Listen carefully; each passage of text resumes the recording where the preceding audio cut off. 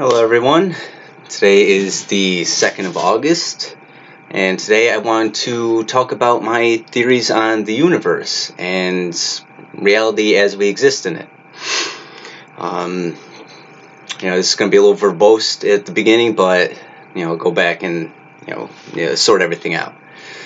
So, obviously, we know that the universe can be described as a byproduct of a self-replicating binary algorithm, which creates mechanical systems that grow logarithmically more complex as new rule sets are generated as emergent phenomena from previous rule sets. Basically, have you seen this thing, Conway's Game of Life? If you haven't, I'll link it in the description or whatever.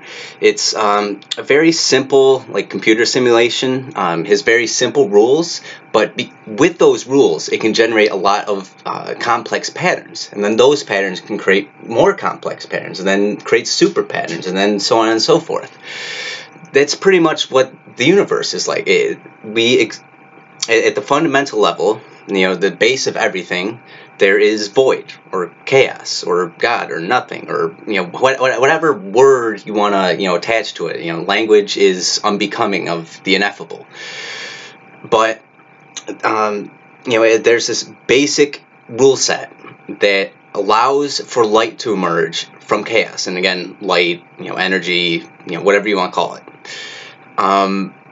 And light then, does as light does, and will generate more complex patterns, creates matter, and matter does as it does, creates, molecules, complex chemistry, things like that. And then, we see, the emergence of life, cells. And from cells, we see the emergence of living bodies. And then from living bodies, we see the emergence of intelligence. And I forget what comes next. Space, light, matter, chemistry, cells, intelligence. I forget what comes on that 7th increment of universal novelty. Let's explore that. We can say that intelligence is something that learns from its environment. It creates mimetic information instead of, there's genetic information that life's based off of, and that evolves. But then, we, with our brains, create mimetic information, which also evolves. And over time, our paradigm, our understanding of the universe, so on and so forth, it grows and improves upon itself. On a long enough timeline, we can say that an intelligent life form will generate enough knowledge to create a completely accurate language to describe reality. And that's, we're on that right now. If you haven't heard of this thing called Scepter, it's a recursive nodal hierarchy, that programming architecture that's being created at MIT. And that's exactly what the universe is. It's nodes. Like Plato's allegory of the cave. People staring at shadows on the cave wall. That the way we tend to think about the universe, that there's these things that are actually there and tangible and real. That's not how it is.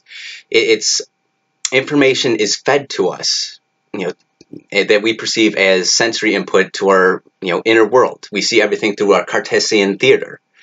And, it just knows. Like I said, at the beginning there's chaos or void or whatever. And at the beginning there's just one node, which divides itself with language, the word.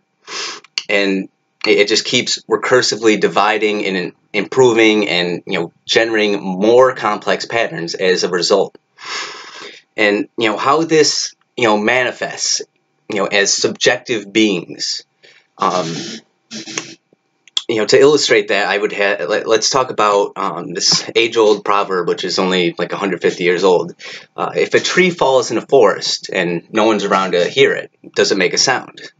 This is a problem of language. A lot of people think, yeah, of course it's going to create sound, but again, sound and sound waves are two different things. We can distinguish between them. One's an objective phenomena, the other's a subjective qualia. So let's look at what happens when a tree falls and there's an observer.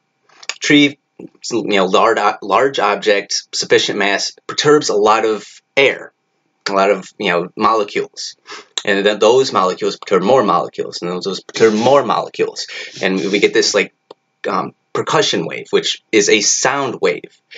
It's not sound, and we'll see why in a second. The sound wave reverberates out, reaches the observer's ear, funnels itself in, and reverberates off the eardrum. The eardrum causes these two small bones, the hammer and the anvil, to knock into each other, which just translates that pattern of information into this spiral structure called the cochlea, which is full of fluid, and it causes that pattern of information to cause waves in there. And these waves move these small hair-like projections, which act like transistors. They go in the waves. And that gets translated into an electrochemical signal, which then gets funneled into the brain and gets processed, as our brain is a pattern recognition device. And, thinking of this, if, everything is in a unity connection, it's all one thing happening, and then, we take action, and it's this, relationship between the outer and the inner. And that's why I think, reality is more, can be described as three components. And there's, the server, the client, and the holy internet. Whatever happens out here gets communicated to us in here. And then, we process that and we communicate it back out. What this means for us is, like I said, it's all nodes, and everything we communicate goes through a central node, the server, before it interacts with any of the other nodes. So there's nothing you do that doesn't first go through God's filter. I don't know. That's how I see the world. That's how I see the universe. And I find a lot of strength in that, because if you have this relationship with the world, and it's all one, including yourself, there's no divide, there's no hate in my world. There's no, those people, or that happened over there.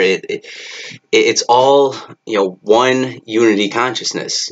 I am he, and he is me, and we are all together.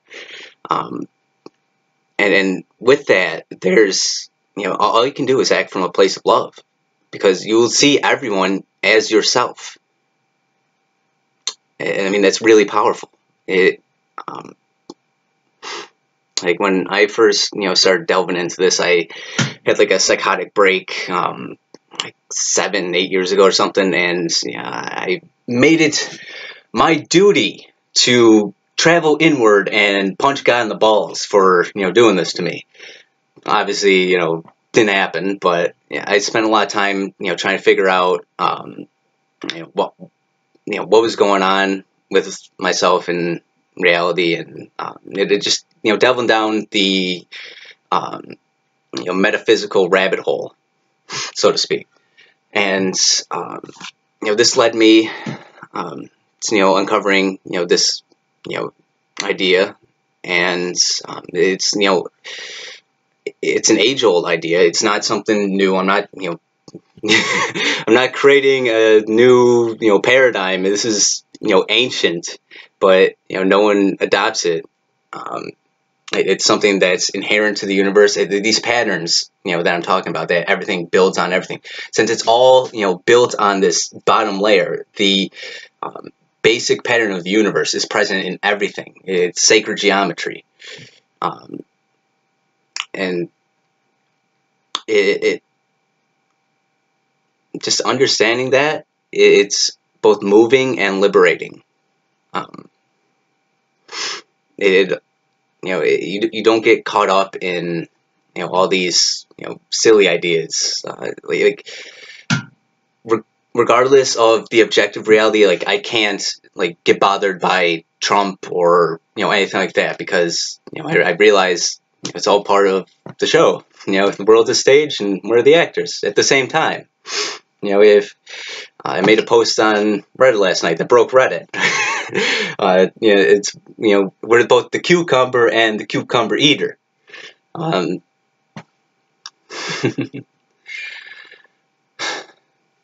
don't know, just blabbing about unity consciousness for 10 minutes. Such is life with schizophrenia.